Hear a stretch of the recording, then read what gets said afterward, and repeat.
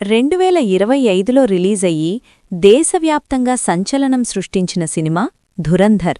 ఈ మూవీలో రణవీర్ సింగ్, అక్షయ్ ఖన్నా, సంజయ్ దత్, మాధవన్ లాంటి స్టార్ యాక్టర్స్ చాలా పవర్ఫుల్ రోల్స్లో నటించారు. మొదట ఈ సినిమాను హిందీలో మాత్రమే రిలీజ్ చేశారు. అయితే మూవీ సూపర్ హిట్ అవ్వడంతో తెలుగు, తమిళ్, కన్నడ, మలయాళ భాషల్లో కూడా రిలీజ్ చేయబోతున్నారు. కానీ ఈ సినిమా స్పెషల్ ఏంటంటే ఇది ఫిక్షన్ కాదు, 3 నిజజీవిత సంఘటనల ఆధారంగా తెరకెక్కింది. ఈ వీడియోలో ఆ 3 సంఘటనలు ఏంటి, సినిమాలో ఎలా చూపించారు అన్నది క్లియర్గా ఎక్స్ప్లెయిన్ చేస్తాను. ఈ సినిమా ఓ షాకింగ్ సీన్తో మొదలవుతుంది. 1999 డిసెంబర్ 24 నేపాల్లోని ఖాట్మండు ఎయిర్పోర్ట్ నుంచి Indian Airlines flight IC-814 take off అయింది. ఫ్లైట్లో మొత్తం 176 మంది ప్రయాణికులు. వాళ్లంతా అనుకున్నారు, ఇంకో గంటలో ఢిల్లీకి చేరుకుంటాం, హ్యాపీగా డిన్నర్ చేస్తాం అని. కాని సాయంత్రం 4:53 అవుతుంది. ఫ్లైట్ ఇండియన్ ఎయిర్స్పేస్లోకి ఎంటర్ అవ్వగానే 5 వ్యక్తులు మాస్కులు వేసుకుని లేచారు.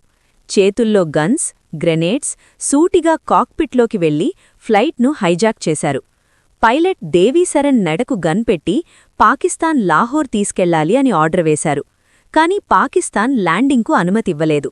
ఫ్యూయల్ అయిపోతుండటంతో అమృత్సర్లో ఎమర్జెన్సీ ల్యాండింగ్ చేయాల్సి వచ్చింది. ఇది ఇండియాకి గోల్డెన్ ఛాన్స్. కాని గవర్నమెంట్ డిసిషన్ తీసుకోవడంలో ఆలస్యం చేసింది.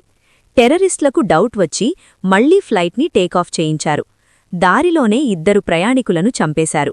చివరికి ఫ్లైట్ ఆఫ్ఘనిస్తాన్లోని కాందహార్ చేరింది. అప్పట్లో కాందహార్ తాలిబన్ల ఆధీనంలో ఉంది. ఇక్కడ ఇండియా తరపున ఆఫీసర్స్ టీం తాలిబన్లతో 15 గంటల పాటు నెగోషియేషన్స్ చేసింది. ఈ టీంలో మన అజిత్ దోవల్ గారు కూడా ఉన్నారు. సినిమాలో మాధవన్ ఈ పాత్ర చేశారు. చివరికి ఇండియా 3 టెర్రరిస్టులను వదిలేయడానికి ఒప్పుకుంది. వాళ్లు ఎవరో తెలుసా? మసూద్ అజార్, ఉమర్ షేక్, ముస్తాక్ అహ్మద్ జర్గర్. ఇదే భయంకరమైన విషయం. ఈ 3 2001 పార్లమెంట్ అటాక్, 2019 పుల్వామా అటాక్ వెనుక ఉన్నవాళ్లు. పార్లమెంట్ అటాక్ తర్వాత ఇండియా తన వ్యూహాన్ని మార్చుకుంది. డిఫెన్సివ్ అఫెన్స్ నుంచి అఫెన్సివ్ ఇంటెలిజెన్స్ వైపు అడుగులు వేసింది. 2004లో కశ్మీర్లో హిజ్బుల్ ముజాహిద్దీన్ టెర్రరిస్ట్ గ్రూప్ తీవ్రంగా దాడులు చేస్తోంది.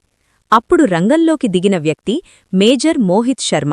సినిమాలో ఈ పాత్రను రణవీర్ సింగ్ పోషించారు. మోహిత్ శర్మ తన అసలు గుర్తింపును వదిలేసి ఇఫ్తికార్ భట్ అనే పేరు పెట్టుకున్నారు. గడ్డం పెంచి ఒక కశ్మీరీ యువకుడిలా మారి టెర్రరిస్టుల మధ్యలోకి ఇన్ఫిల్ట్రేట్ అయ్యారు. ఇండియన్ ఆర్మీ నా బ్రదర్ని చంపేసింది, నాకు రివెంజ్ కావాలి అని అబద్ధం చెప్పి వాళ్ల నమ్మకాన్ని గెలుచుకున్నారు. 2 వారాల పాటు టాప్ కమాండర్స్తో కలిసి ఉన్నారు. ఒకరోజు వాళ్లు ఇండియన్ ఆర్మీపై అటాక్ ప్లాన్ చేస్తుండగా మోహిత్ శర్మ ఒక్కసారిగా తన పిస్టల్ తీసి 2 టెర్రరిస్టులను అక్కడికక్కడే కాల్చేశారు. ఆ తర్వాత సూటిగా ఆర్మీ పోస్టుకు చేరుకున్నారు. ఈ అసాధారణ ధైర్యానికి ఆయనకు అశోక చక్ర అవార్డు లభించింది. 3వ సంఘటన పాకిస్తాన్ కరాచీలోని లయారీ ప్రాంతంలో జరుగుతుంది. లయారీని కొలంబియా ఆఫ్ కరాచీ అంటారు. ఇక్కడ రెహమాన్ డకైత్ అనే గ్యాంగ్స్టర్ ఉండేవాడు. సినిమాలో అక్షయ్ ఖన్నా. బయటకు చూస్తే స్కూల్స్, హాస్పిటల్స్ కట్టించాడు. రాబిన్హుడ్లా పేరు తెచ్చుకున్నాడు.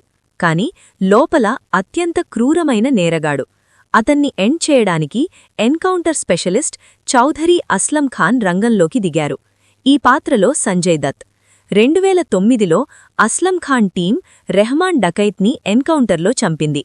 కాని విషాదమేంటంటే 2014లో అస్లం ఖాన్ కూడా కార్ బాంబ్ బ్లాస్ట్లో చనిపోయారు.